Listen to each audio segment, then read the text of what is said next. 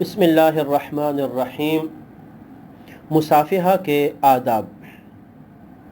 مسلمانوں کے ملاقات کے وقت میں اسلام نے جن کلمات کے ساتھ ملاقات کا ذکر کیا ہے وہ سلام کے کلمات ہیں کہ ملنے والا کہے السلام علیکم ورحمۃ اللہ وبرکاتہ، اور وہ جواب دینے والا وعلیکم السلام ورحمۃ اللہ وبرکاتہ کے ساتھ اس کو جواب دے۔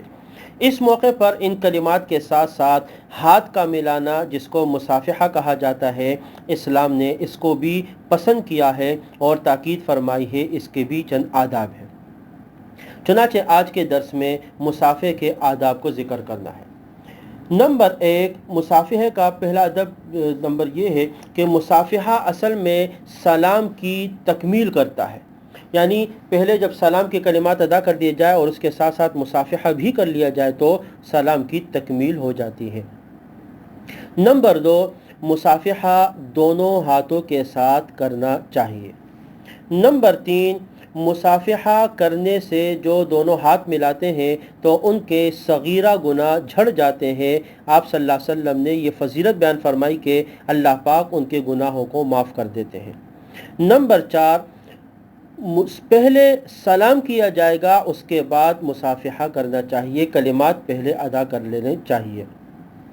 نمبر 5، جب کوئی شخص ملنے کے لیے آئے تو آتے وقت بھی اس کو سلام کے ساتھ مصافحہ کر لینا چاہیے، اور جب وہ رخصت لے رہا ہو، جا رہا ہو، تو اس وقت بھی سلام کے ساتھ ساتھ مصافحہ کر لینا چاہیے۔ نمبر 6، مصافحہ مرد کا مرد سے اور خاتون کا خاتون سے ہونا چاہیے۔ ہاں البتہ اگر کوئی شخص اپنی والدہ سے یا بہن سے یا خالہ پھوپھی وغیرہ ہے تو ان کے ساتھ بھی مصافحہ کر سکتا ہے۔ نمبر 7، بعض اوقات ایسے ہیں کہ جن میں کچھ لوگ مصافحے کو خصوص کے ساتھ کرتے ہیں، جیسے عصر کی نماز کے بعد بعض نمازی امام کے ساتھ کرتے ہیں، تو اس طرح کی تخصیص نہیں کرنی چاہیے، بسا اوقات یہ بدعت کے اندر شامل ہو جاتا ہے۔